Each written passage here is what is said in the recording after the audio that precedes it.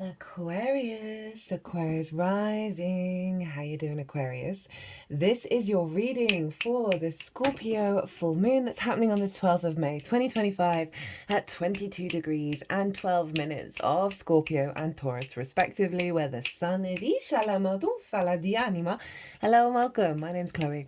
I work with card divination, astrology, and as you just heard, and as you can see, I channel multi-dimensional energies through my body, both in the form of physical and vocal light language. All of this brings in healing, attunement, and activation codes to the messages that want to come through for you today, my lovely Aquariuses. Now, I read for the rising signs. So for those of you who do not have Aquarius in the first house, look to the house it does fall in. Look to the themes of that house, and you want to apply those themes along with all the other meaning you've got going on in the sign of Aquarius to the messages that come through in this reading, because it'll be as if that Aquarius energy, wherever it falls in your natal chart, has now energetically moved to the first house. So when I talk about the astrology for the rising sign, it will always still link in. You've just got to add on your own natal chart meaning on top of it. For example, I've got Aquarius over in the 7th house, and my moon and my Jupiter are there. So I'd apply the meaning of the 7th along with the moon and Jupiter to what comes through in this reading. As always, take what resonates and leave what doesn't. So we're going to be breaking down the energy of this full moon. Now, even though full moons mark a completion, they do close out a cycle. And with that, we get an activation code that comes through that we then work with up until the Scorpio new moon. So if you're watching this after the event, most of this reading is going to be focused on what's going to unfold rather than what's happened. So you're not going to miss out on any of the support that wants to come through. Now, there's a collective reading. That was the first reading that went out with this transit, and that's where I've broken down the astrology in way more detail of how all the celestial bodies are talking to each other that forms an energetic, a harmonic blueprint, a download that we then work with. So I really tapped into the most integrated and expansive intention of that full moon in that reading. The whole chart's getting involved with this one. All the celestial bodies have something to say and they're all communicating with each other, right? So there's a lot going on. I pulled collective tarot cards and that was wild. I'm just reminded of that reading. It was very, like, the cards were very, very, very literal that came out after everything that I was saying. Honestly, it's making my brain freeze just thinking about it. But it was just showing a lot of alignment that this moon is bringing in. Despite the chaos, despite the drama, despite the conflict, we're being pulled in lots of different directions. We're in a year 9. It's the year of the wood snake. We're closing out a huge karmic cycle for so many different reasons. And this is dredging up a lot of junk, right? Junk energy. One of the core collective messages was that this moon is acting as a defrag, right? Following that Taurus new moon that brought in a blueprint, right? Heaven on earth blueprint. We're now defragging all the, and I talk about what that is in the collective reading. We're defragging junk code, dead code. We're clearing out, we're letting go of so much stuff within us with this moon. So it's big energy. So if you want a deeper understanding of what on earth is going on, pause this video, go watch the collective, and then come back to see how it's affecting the Aquarius area of your chart. So we are going to get 3 cards from the tarot. I'm going to shuffle while I'm talking about the astrology. The first card is going to be what is being cleared out with this moon, right? What is being released with this moon? What's the junk? What's the what the process of the defrag is letting go of? We're also going to get a card on what is the activation that's going to come through following that release. And then a card on how to work with it, right? How to amplify that energy, as well as the card at the bottom of the deck. And we are working with 2 oracle decks, which I will pull from when we finish from the tarot. So, Aquarius rising, where is this happening for you? This is happening in your 10th house of life path, career. Career doesn't have to be life path. It can just facilitate it. Visibility, reputation, how the big outside world sees you. It's the highest point in your chart, right? And it's very much linked into the sun because with the whole house system, it is, which is what I use, It is where the sun was at the peak of its arc on the day that you were born, where the 10th house is going to land. So it's big sun vibes, and I like to see a tree in the natal chart, and the 10th house is the top of the tree where the leaves are striving towards the sun, what we're expanding into. You know, we can have some wounds here around visibility and reputation, or even knowing what our path is or what our career is and how to manifest that, right? So you got a big full moon happening here, a big completion energy. Ooh, okay. Itala dishinia diatuma. Dishanama dianima. Very much like Leo, all the cards came out very quick. And Taurus and Scorpio, to be honest. Very fast compared to the Taurus reading, the Taurus moon reading, where everything was very stubborn. So what was I even saying? Yeah, so it's a real illumination, a completion of a part of the cycle in regards to how you move through your path, how you work with visibility, how you take those steps moving forwards. And there can be a lot of fear around all of that, and one of the things that's coming through with this moon is a release around fear, a release of being stuck in the dark and thinking that this is oppressive or worrisome and fearful, right? Scorpio is a very shamanic energy. It has a lot of power behind it, a lot of intensity, a lot of loyalty. And so we're really elevating how your emotional body is tuned in to the path. Now that the junk is getting cleared out. Now the sun, by the way, the moon is conjunct Juno. Talk about that in the collective reading. The sun is over in Taurus in your 10th house, conjunct Uranus. I talk about that in the collective reading. Big liberation vibes. So the moon is in the 4th, right? Sorry, the sun is in the 4th, of your roots and your foundations, your ancestors, both blood and soul lineage, your parental figures, the roof over your head, and the things that you do in private. Now, speaking of stubborn, this oracle deck is now being a bit particular. Not that these weren't particular, but you know what I mean. So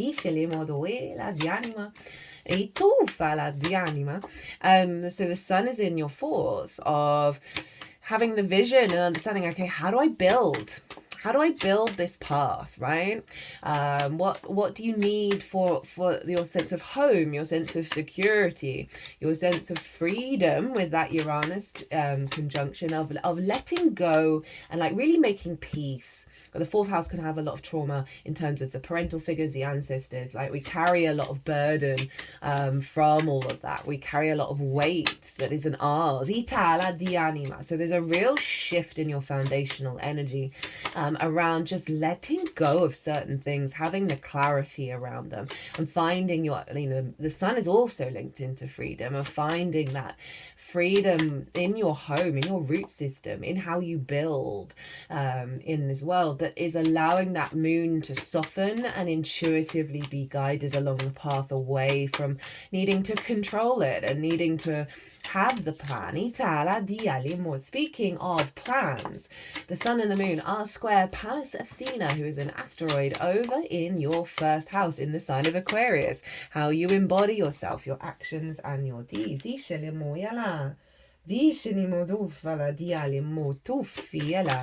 Interesting. Okay, you got a mixed one.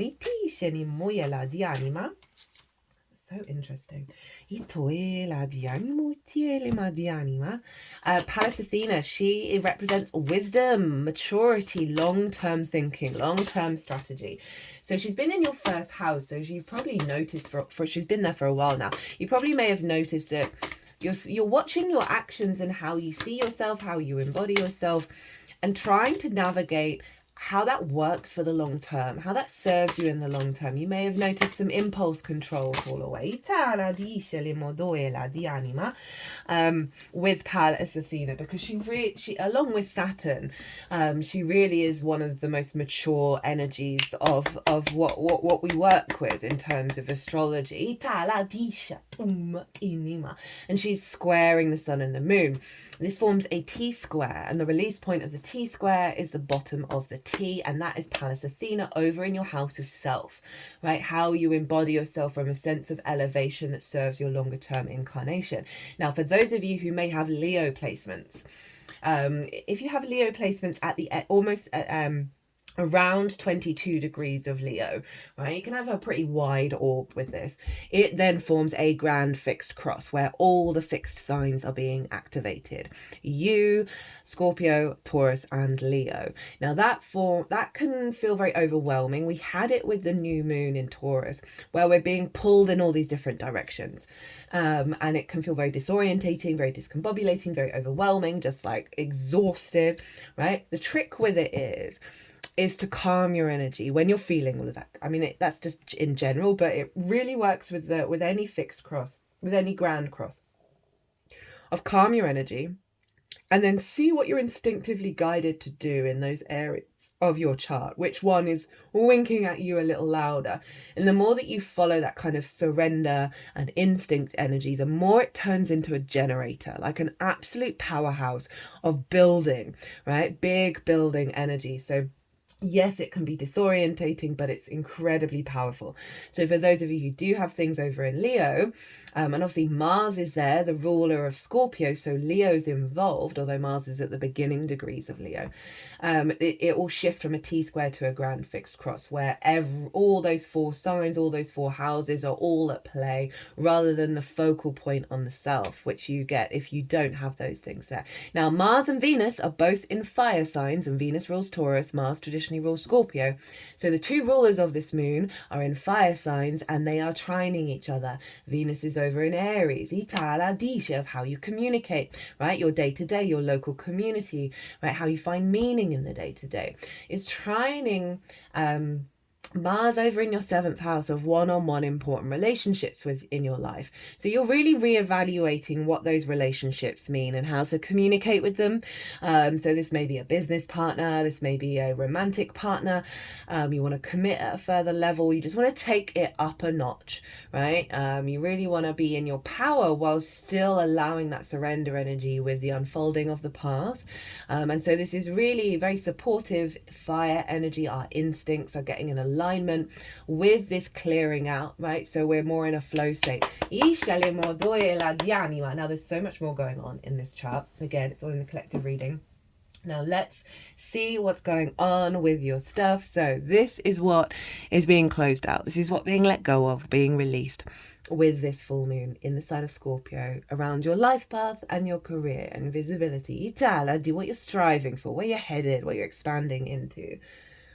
We get the Knight of Swords in reverse. Did I mention something about poor impulse control? So this is that, right? This is Pallas Athena having your back, right?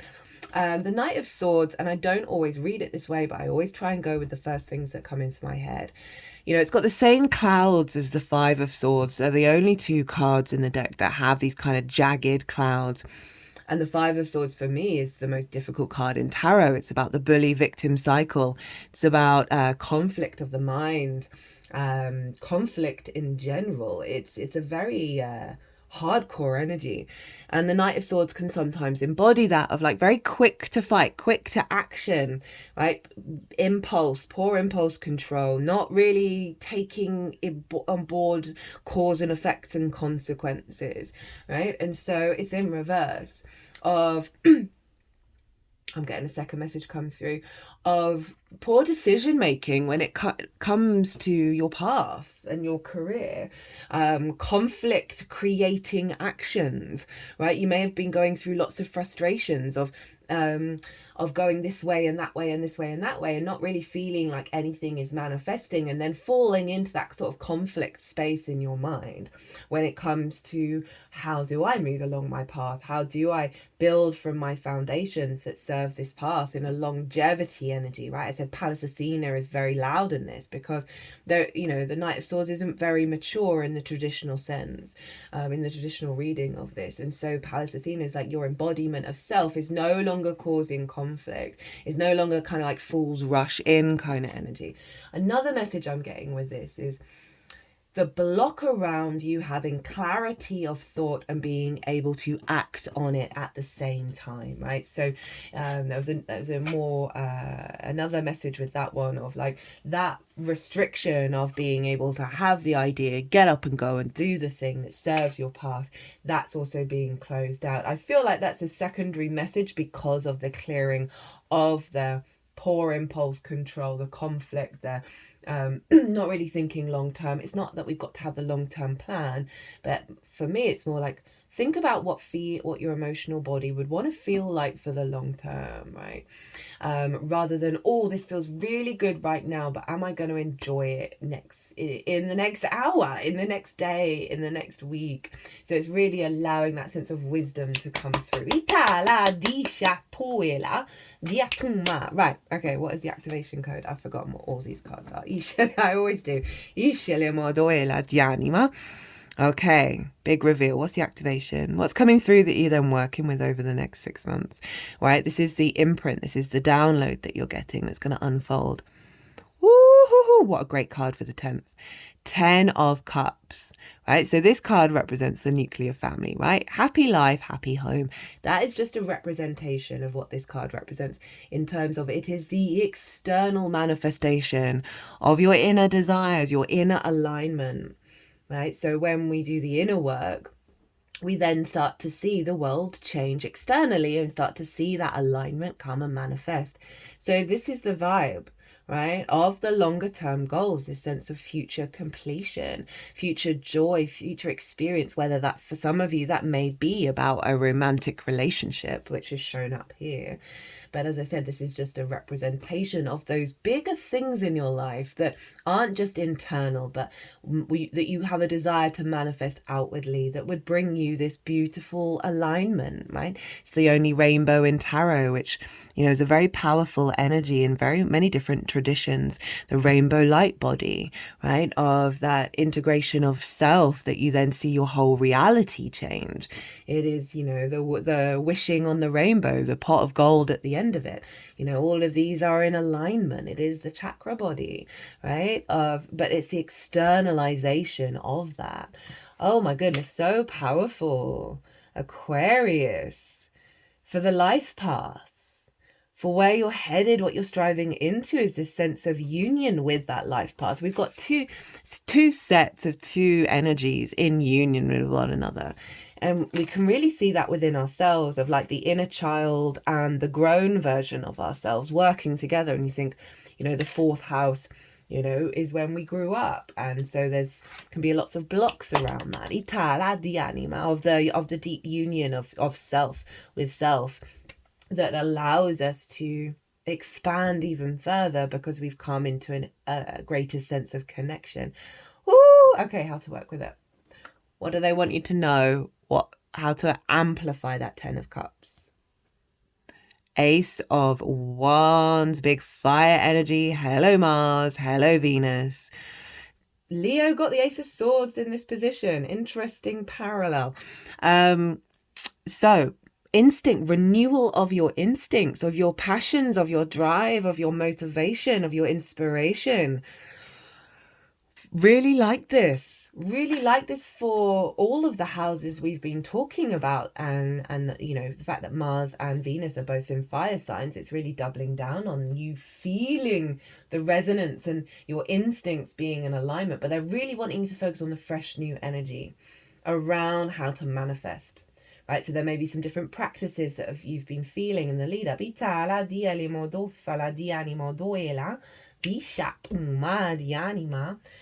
But, you know, in the same way that Leo got the Ace of Swords, of like old thought patterns that you might find you fall into.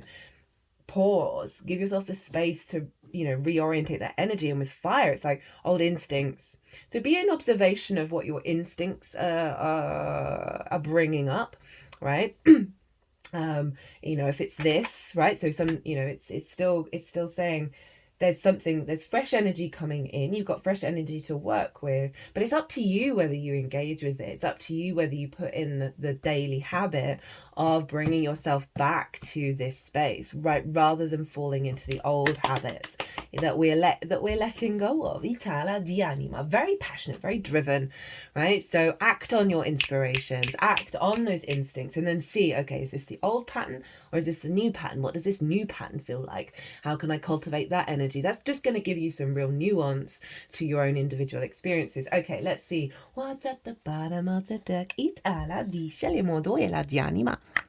Oh, love it, love it, love it, love it. 10 of Wands. So this is the burden of the ancestors, right? This is the weight that we can carry on our shoulders. This is the weight of the life path, right? Of all the work and not even being able to enjoy a beautiful day, right? The sort of the beast of burden of it all. And it's come in reverse. And I really love that. Like especially with this ace of a releasing.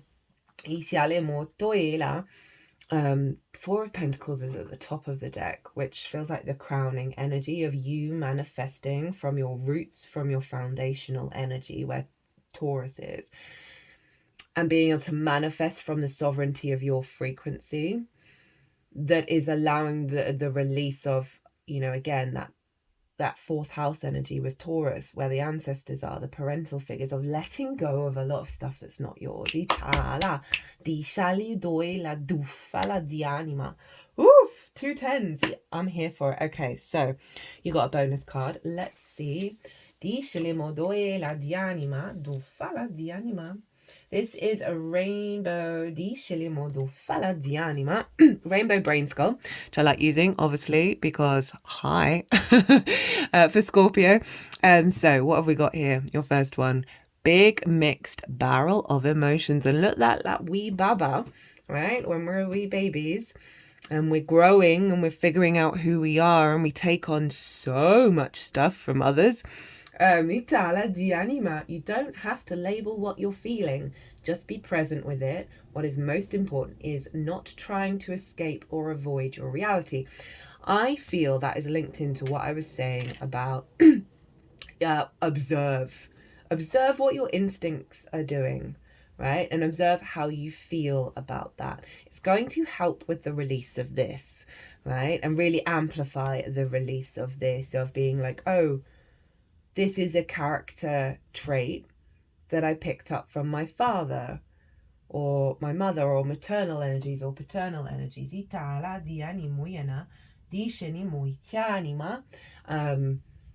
That when I really lean into how I'm feeling about this, I'm realizing, oh, wait a minute, this isn't mine.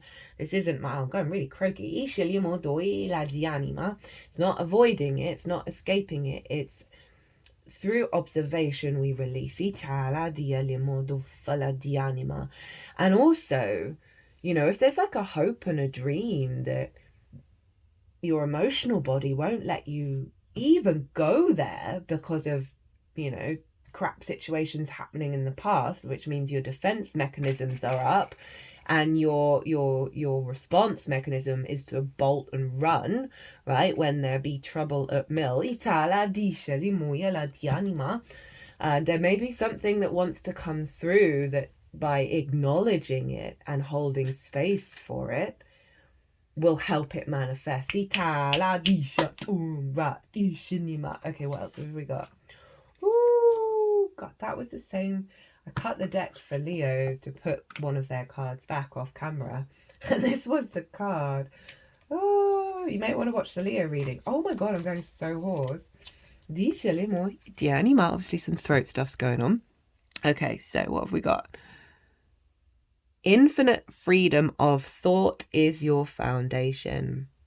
So this is tying into that Taurus energy, right, of building from your foundations, having the vision from there that is allowing your emotional body to guide you to this. So there may be some little situations that might be a bit unsteady, but they're wanting you to trust the infinite nature of the manifestation of your reality, rather than the closed feedback loops we've been engaging with for so long. Itala. The only thing you have any true control over is your internal train of thought. Instead of defaulting to existing thought patterns, make an effort to steer your inner monologue towards peace, joy, and wonder. Oh, I like that. That's again another little bit of helpful information. Of not only the instincts, but think of Venus is in your third house of communication in Aries. So there is something here around the ruminating in the mind, right?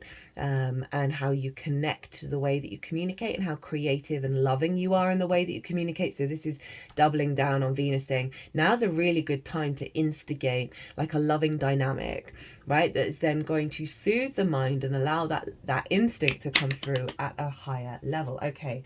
Final card we have from the Inner Power Oracle. Now, I'm using this deck because it's kind of self-helpy, like self-help tips. And because what's going on right now is insane. The astrology is very whoa. And we need to be very loving and kind to ourselves and really step it up our game with the self-care. Trust in the process and understand it's all divinely aligned, but it doesn't mean that it's not difficult. So this is why I brought this in. I regain control by softening my forehead, relaxing my shoulders, and unclenching my jaw to release tension in my temples.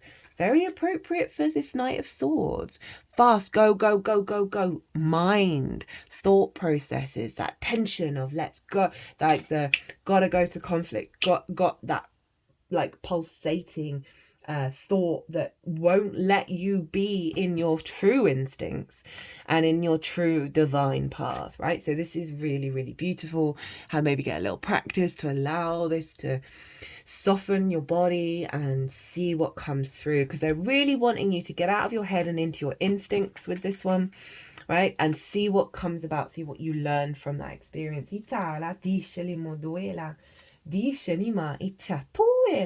Well, my loves, my lovely Aquariuses, I'm going to leave it there. I hope you enjoyed this reading. I hope it resonated. If it did, I would love to hear from you. If you want a personal reading, my website is everywhere, or you can email me directly. But other than that, Aquarius, be good to yourselves, be good to those around you. Safe travels and be well until we meet again.